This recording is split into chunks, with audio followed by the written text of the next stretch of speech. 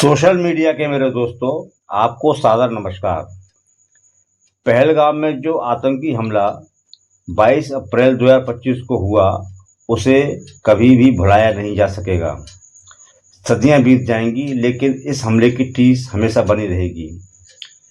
कई ऐसे महत्वपूर्ण सवाल हैं जो सरकार से पूछे जाने चाहिए, और वे सवाल पूछे भी जा रहे हैं, लेकिन मोदी सरकार किसी भी सवाल का सही सही जवाब नहीं दे रही है।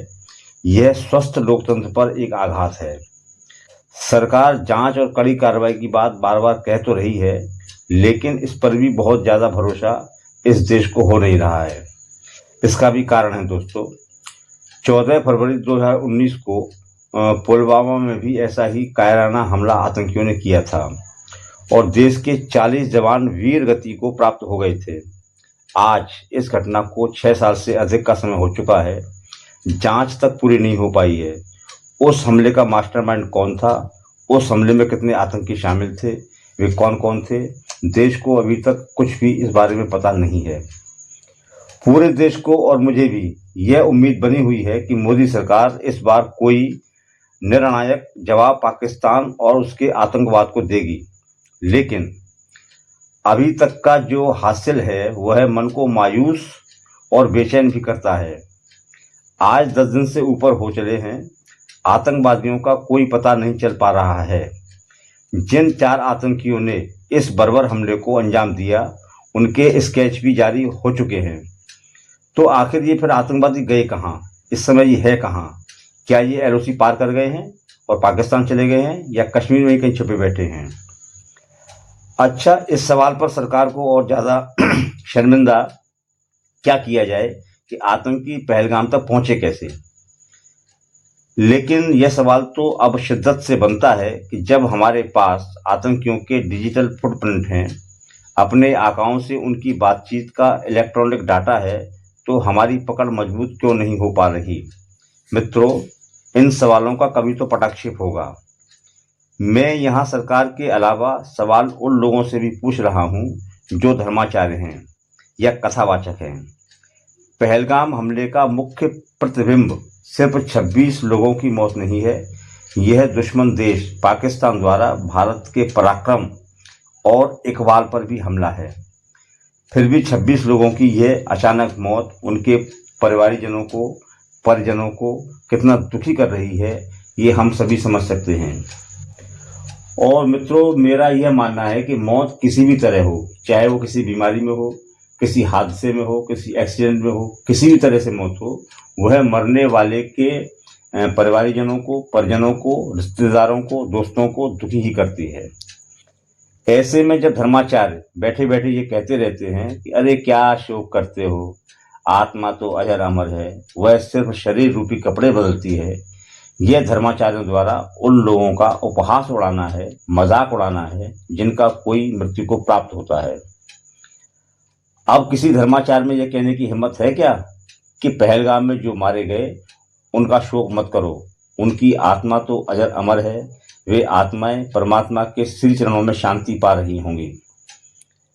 यह तो ठीक है कि धर्माचार्य ये बातें श्री कृष्ण के हवाले से कहते हैं, जो उन्हें गीता में पढ़ने को मिलती हैं।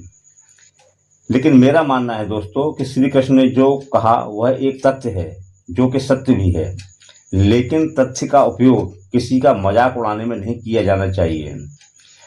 जैसे कि मोटा होना अपने आप में एक बीमारी है, ये एक तथ्य है और सत्य भी है, लेकिन इस सत्य का या इस तथ्य का उपयोग हम किसी मोटे का मजाक उड़ाने में नहीं कर सकते। इसी तरह मृत्यु का जो शोक है दोस्तों, वह समय की खुराक पाकर अपने आप खत्म होता है, लेकिन बड़ी अजीब सी बात है कि धर्माचार्यों के मुंह पर कोई लगाम नहीं है। उनके मन में जो आता है वह बक देते हैं। अभी कुछ महीने पहले ही इलाहाबाद में जो कुंभ लगा था और वहाँ भगदड़ में जो 30 लोग मारे गए थे, उनके बारे में धीरेन्द्र कृष्ण शास्त्री ने कह दिया था कि उन्हें मोक्ष प्राप्त हो चुका है। और मुझे दुख, या फिर मैं कहूँ कि अफसोस, इस बात का ज़्यादा हुआ कि मोदी ने इस धर्माचार्य धीरेन्द्र कृष्ण शास्त्री के इस बयान का विरोध नहीं किया, बल्कि अभी कुछ दिनों पहले मोदी शास्त्री के किसी कार्यक्रम में शामिल भी हुए। तो मैं बड़े ही स्पष्ट तौर पर धर्माचार्यों से ये मांग करता हूँ कि वे किसी भी मौत पर अनर्गल बातें न किया करें। चलिए आइए फिर से हम पहलगाम हमले पर वापस लौटते हैं और समझते हैं कि श्री कृष्ण के मार्गदर्शन में हमें क्या करना चाहिए। जैसा कि महाभारत हमें बताती है कि दुर्योधन बचपन से ही पांडवों से दुश्मनी मानता था और उन्हें बार बार जान से खत्म करने की कोशिशें किया करता था। बाद में उसने पांडवों का राज्य भी हड़प लिया था। श्री कृष्ण के बार बार समझाने पर भी दुर्योधन उनकी बात मानने को तैयार नहीं हुआ। तब कृष्ण ने कहा कि अब युद्ध ही अंतिम विकल्प है। ठीक ऐसे ही पाकिस्तान विभाजन के दिन से ही भारत से दुश्मनी मानता है। भारत ने उसे पीटा भी खूब है, लेकिन दरियादरी भी खूब दिखाई है। सन 1965 में भारत ने पाकिस्तान को पीटा, लेकिन जीता हुआ हिस्सा छोड़कर दरियादरी भी दिखाई। फिर 1971 में फिर उसको पीटा, उसके 2 टुकड़े किए और उसके 93,000 सैनिकों को हमने बंदी भी बना लिया, लेकिन फिर दरियादरी दिखाई और हमने सिमला समझौता उससे कर लिया। हम दरियादरी दिखाते रहे, पाकिस्तान बार बार हमारे पराक्रम को ललकारता रहा, वह धोखे से कामयाब होता रहा।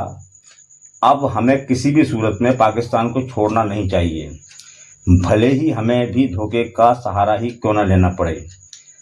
कृष्ण का मार्गदर्शन तो यही है।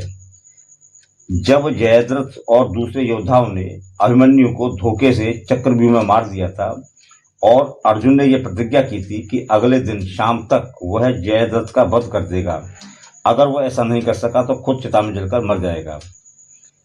इस प्रसंग को आप सभी जानते हैं कि किस तरह कृष्ण ने शाम होने से पहले ही शाम का धोखा कर दिया था, तब जाकर जयद्रथ मारा गया था। यहाँ यह भी ध्यान रहे और खासतौर से धर्माचार्य इस बात को ध्यान रखें कि जब अर्जुन युद्ध के लिए तैयार नहीं हो रहा था, तब कृष्ण ने उसे यह तथ्य बताया था कि आत्मा अजर अमर है, तू शोक मत कर। लेकिन जब अभिमन्यु की मृत्यु होती है, तब श्री कृष्ण अर्जुन से यह नहीं कहते कि आत्मा अजर अमर है, तू शोक मत कर। तब वह अर्जुन के प्रतिशोध का समर्थन करते हैं और